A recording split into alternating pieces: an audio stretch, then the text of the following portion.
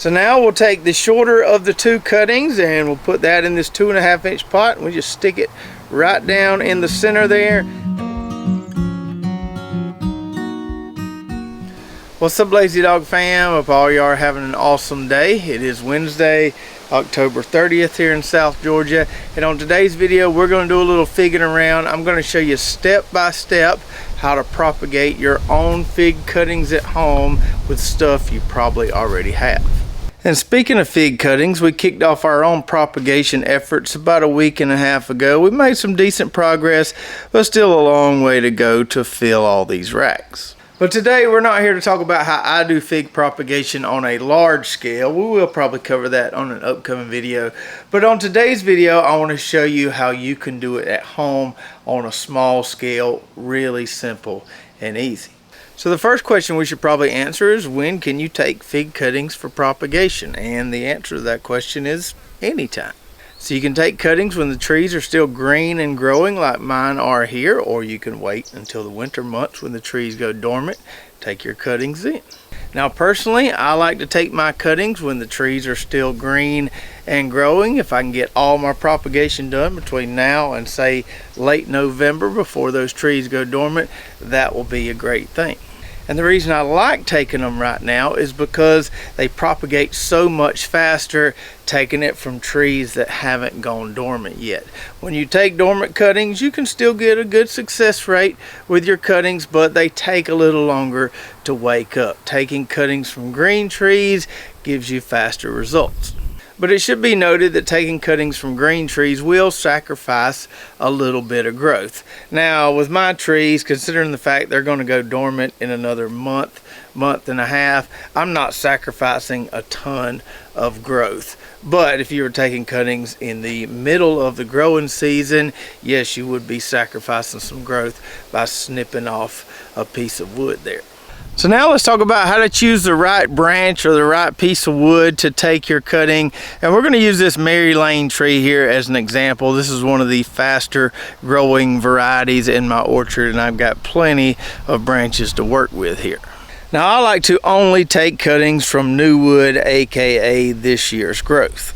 See how that wood there is kind of brown? That tells me that's this year's growth. We look over at the trunk here, we can see a much different color. If we look right down here, we can see that's old growth, and then right here we have new growth. So I want to take my cuttings from this new growth. And for the purpose of today's demonstration, I'm going to take this entire branch that's kind of sticking out into the lane here where I mow. So I'll cut that off, and then we'll talk about how we chop that up for propagation. So we've got our nice branch of new wood here, and if I wanted to, I could take this entire branch, if I had a big enough pot, stick it down into the pot and propagate this whole thing. But most people are going to want something a little smaller. So we get a lot of questions about what's the ideal length of a cutting for propagation, and the length isn't really that important. What's more important is the nodes and where they're located. Let's go zoom in a little bit and I'll show you what I mean. So if we take a look at this branch we just cut, we can see the nodes on this one are pretty close together. There, and there, just a few inches apart. This is a good branch for propagation because those nodes are so close together. A lot better than a branch that might have just a node here and a node here. Because the nodes are the locations where our roots are going to form and where our leaves are going to form. So we need at least one node in the soil and at least one node above the soil. If we can get multiple nodes below the soil, multiple nodes above the soil, even better. So I went ahead and chopped that branch into a few pieces so we can make some comparisons here. This is about an 8-inch long cutting with 4 nodes on it.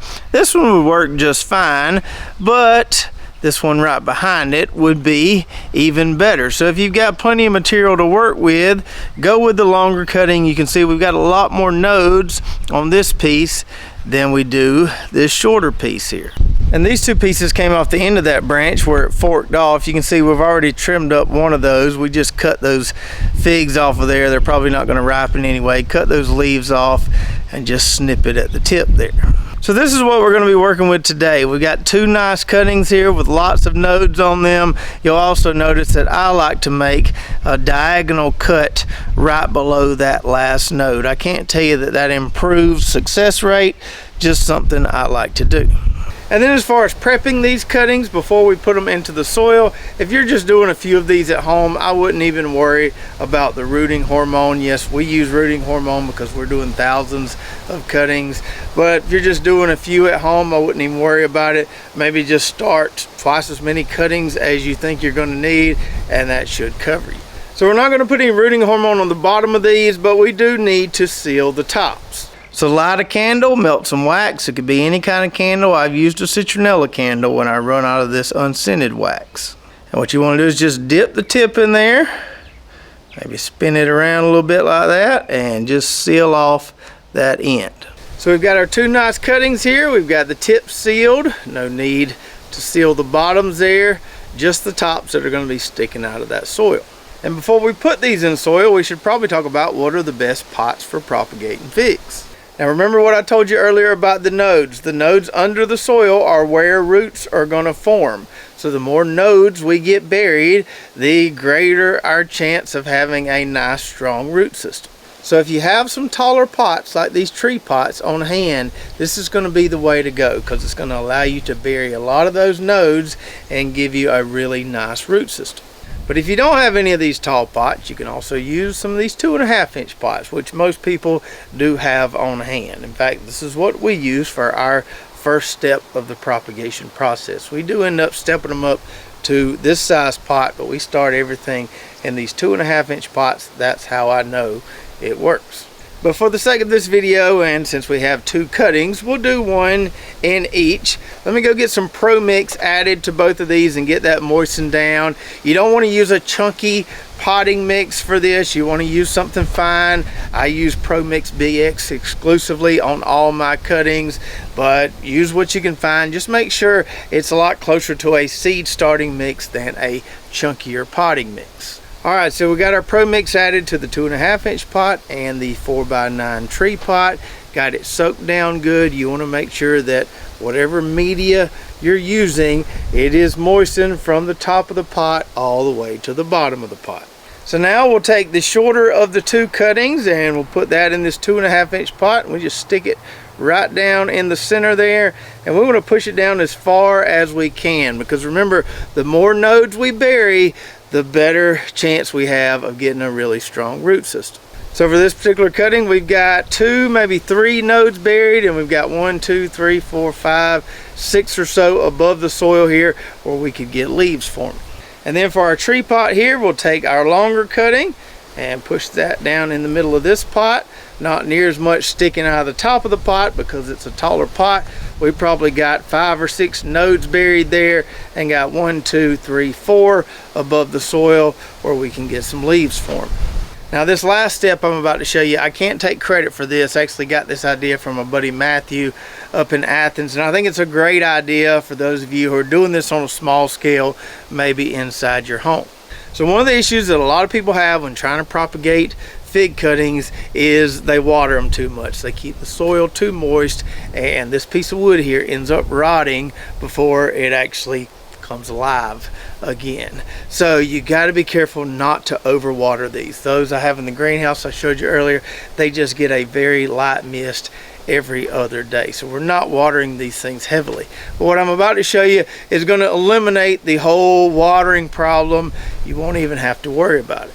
So take you a plastic bag, wrap it around the pot, take you a zip tie, seal it off right there nice and tight around that cutting, and boom, overwatering problem solved. And we can do the exact same thing with this smaller pot here, although I might want to use a smaller bag than I used on this taller pot. Same concept though, wrap it up, preserve that moisture. That way you don't have to worry about the temptation of overwatering these things. So you can just keep this inside your house, assuming your house stays relatively at room temp. You don't have to worry about grow lights like you do with transplants. Just sit it somewhere out of the way and kind of forget about it. And in a couple weeks, or maybe a month, month and a half, just depending on the variety, you'll start seeing a bud form and leaves coming out like this. But don't think that means you need to do anything. A lot of times these cuttings will form leaves before they form roots. Just because you see buds or leaves doesn't mean you should mess with it. Just leave it alone and let it grow. And then once you are fairly confident you've got some root development inside this pot here, then you can take off the plastic and start sparingly giving it some water to keep it happy. You don't have to be in a huge hurry to get it out of this pot here. It'll be just fine in a pot like this. Once it has a complete root ball in this pot, you can put it in the ground, put it in a larger pot. Just don't be in a huge hurry to move it or do something with it. Just let it grow. So I hope you enjoyed that step-by-step explanation, and hopefully now, if you've got a fig tree on your property that you really like, you can use those steps to propagate your own and multiply the trees on your property.